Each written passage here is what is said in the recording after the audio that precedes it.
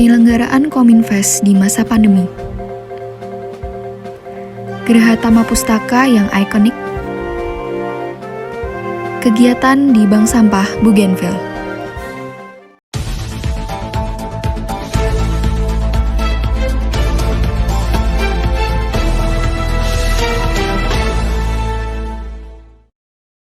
Selamat siang pemirsa, apa kabar Anda hari ini? Anda sedang menonton acara Beranda pukul 15 waktu Indonesia Barat. Kami akan menemani akademika selama 10 menit ke depan dengan kumpulan berita yang telah kami rangkum secara menarik untuk menemani Anda di sore hari. Bersama saya Faustina Rosalia, inilah Beranda, berita untuk Anda. Berita pertama datang dari kompetisi yang diselenggarakan oleh Himpunan Mahasiswa Ilmu Komunikasi Universitas Atmajaya Yogyakarta. Berikut liputannya.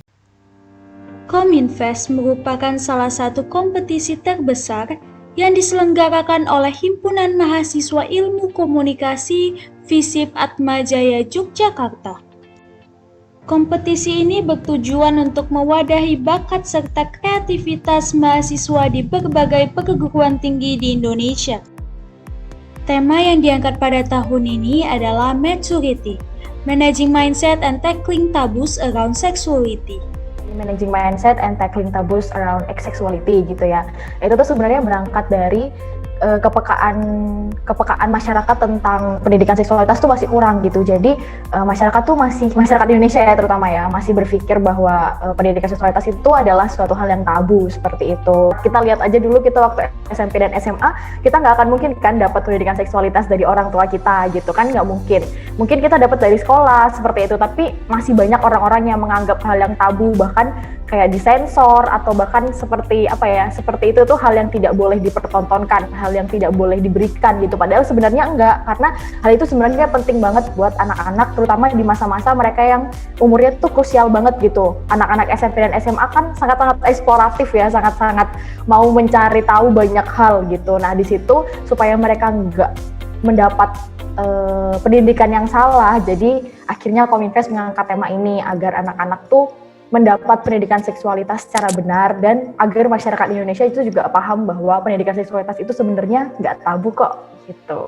Kalau misalnya kita lihat dunia sekarang sedang berada dalam pandemi ya, begitu juga Kominfest 2021 akhirnya harus dilaksanakan secara online. Kita nggak bisa melaksanakan seperti tahun-tahun sebelumnya yang kita bisa ketemu, kita bisa ada panggung di depan, terus bisa satu ruangan gitu, nggak bisa. Jadi sekarang dilaksanakannya 100% online.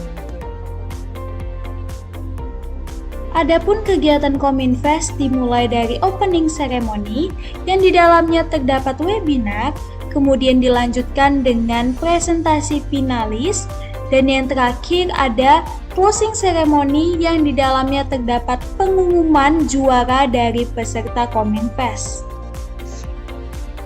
Karena tertarik aja sih, mau menambah jam terbang, terus cari pengalaman juga. Rasanya seneng banget, terus seru dan ya have fun aja sih. Meskipun online tapi memang acaranya menarik, jadi ya berkesan. Apalagi aku mahasiswa baru. Persiapannya kayaknya kurang dari seminggu. Soalnya kita mepet banget, mau deadline pendaftaran sehari sebelum baru daftar. Terus ya hal-hal yang disiapin kayak materi buat yang dipresentasiin atau bahan dari karya yang kita mau bikin. Terus cari data-datanya,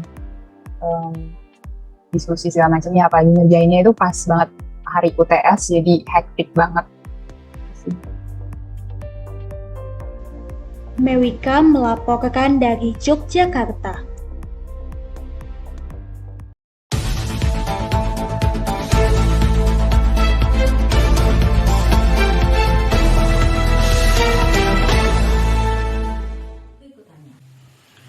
Untuk merayakan Hari Pustakawan Nasional yang jatuh tepat pada tanggal 7 Juli, Beranda akan berkunjung ke Geraha Tama Pustaka yang merupakan perpustakaan terbesar dan ikonik di kota Yogyakarta. Penasaran bagaimana kunjungannya? Simak berita berikut. Geraha Tama Pustaka adalah salah satu perpustakaan terbesar Indonesia yang terletak di Banguntapan, Bantul, Yogyakarta. Gaya arsitektur gedung yang khas membuat perpustakaan ini menjadi ikonik dan dikunjungi banyak orang. Karena di sana tuh yang pasti banyak banget koleksi bukunya, lebih lengkap daripada perpustakaan lain, karena kan itu udah kayak perpustakaan DJ gitu, jadi lebih lengkap yang pertama. Dari semua yang aku coba tuh perpustakaan Gratama Pustaka tuh yang tempatnya lebih luas, bukunya lebih banyak, terus habis itu selain wifi-nya juga banyak, itu tempat belajarnya juga banyak banget, dan juga fasilitas-fasilitas belajarnya itu juga lebih lengkap kayak gitu. Jadi kayak ada mejanya, kita bisa milih meja duduk di bawah atau duduk di atas, ada tempat yang buat lesehan, seperti itu. Jadi satu tempat yang diincar tuh gara-gara yang pertama, misalkan kita di kafe itu kan kita kayak harus beli ya, dan itu tuh bakal menghabiskan uang banget kalau misalkan kita tiap kerja kelompok tuh harus ke kafe. Nah terus jadi kita memutuskan buat di Gratama ya, karena itu dimasuknya aja tuh udah gratis. Terus aku niatnya cuman kerja kelompok tapi tetap bisa di perpus. Terus kayak di situ tuh juga bisa lama-lama sih, maksudnya kita nggak diburu-buru sama orang atau harus pesen gitu loh hadirnya sama di kafe. Punya kartu anggota perpustakaannya dulu. Nah itu kartu anggota perpustakaannya itu kita yang pertama harus foto dulu. Jadi kita antri untuk mendapatkan kartu itu 1 hari jadi. Namun tidak semua buku dapat dipinjam karena ada koleksi-koleksi tertentu yang hanya dapat dibaca di sana. Layanan digital pun telah tersedia untuk mempermudah akses pengunjung mengeksplor perpustakaan ini. Itu suatu inovasi yang ditunggu-tunggu sih harusnya ya. Jadi menurutku itu sangat-sangat membantu, dan dari pihak taman pustakanya itu mau berkembang sih. Maksudnya ngikutin zaman juga, nggak yang stuck di fasilitas mereka doang di tempatnya, tapi mereka bisa jaring itu secara luas. Bakal jadi kendala juga ketika misal kayak gini, kita sudah ngisi pengembalian tapi kita belum membalikan bukunya kayak gitu. Online ini mungkin pengendaliannya bisa dilakukan dengan cara-cara yang tertentu juga seperti itu. Bagi Anda yang bosan membaca di rumah, Anda dapat langsung berkunjung ke perpustakaan ini. Namun, bagi Anda yang ingin berkunjung harus bersabar menunggu hingga masa PPKM usai, karena Gratama Pustaka tutup sementara untuk melindungi masyarakat dari penyebaran virus corona yang semakin meningkat di kota Yogyakarta. Stefani Maria melaporkan untuk Beranda.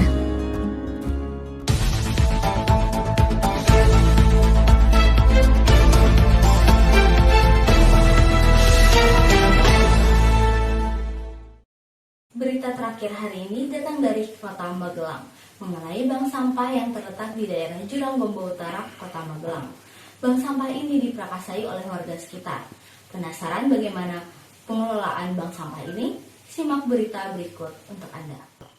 Kita beralih ke Kota Magelang, di mana kita bisa menemui bank sampah Bougainville yang terletak di daerah Jurang Gombo Utara, Kota Magelang. Bank sampah Bougainville sudah berdiri sejak tahun 2016, yang diprakarsai oleh Ibu Enti dan suaminya. Bank sampah Bougainville ini merupakan salah satu program dari pemerintah kota untuk menata sampah rumah tangga yang ada. Selain itu, bank sampah ini muncul juga karena kesadaran Bu Enti akan sampah rumah tangga yang ada. Bu Enti merupakan fasilitator penggerak lingkungan.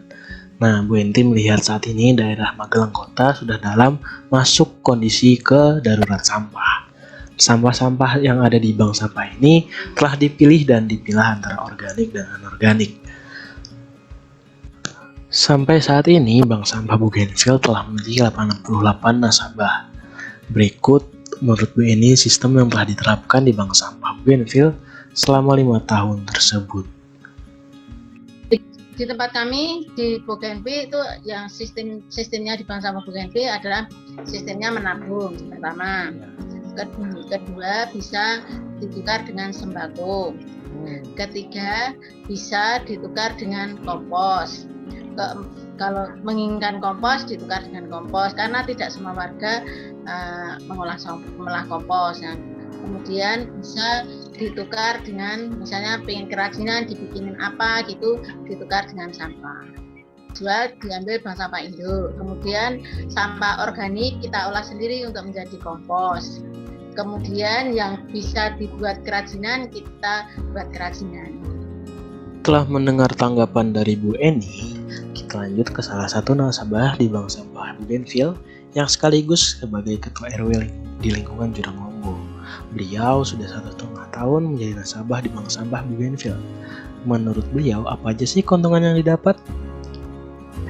Menjadikan sebagai dana talangan juga, Mas. dana talangan. Jadi misalnya suatu orang itu punya dalam rumah tangga punya kebutuhan sekali mendesak, bisa untuk sebagai dana talangan, tapi dengan catatan anggota dari Bougainville. Jadi suatu saat butuh bisa untuk itu, tapi membayarnya dengan sampah. Gitu. Jadi angsur-angsur gitu ya Pak, sampai lunas. Ya. Selain sistem yang sudah dijelaskan oleh Bu Genti di awal tadi, nasabah di bank sampah Bougainville, kita juga bisa loh meminjam uang lalu mengangsurnya memakai sampah yang kita setorkan kepada bank sampah Bougainville, lalu mengangsurnya hingga lunas. Dan di sini tidak ada bunga serta tidak ada biaya admin. Menarik bukan menjadi nasabah di bank sampah Bougainville? Apalagi kegiatan kita juga merupakan salah satu cara untuk menyelamatkan lingkungan. Tetap sayangi lingkungan kita ya. Saya Cornelius Krishna melaporkan dari Magelang. Sekian edisi Beranda kali ini, tetap patuhi protokol kesehatan dan sehat selalu. Saya Faustina Rosalia, pamit undur diri dan terima kasih.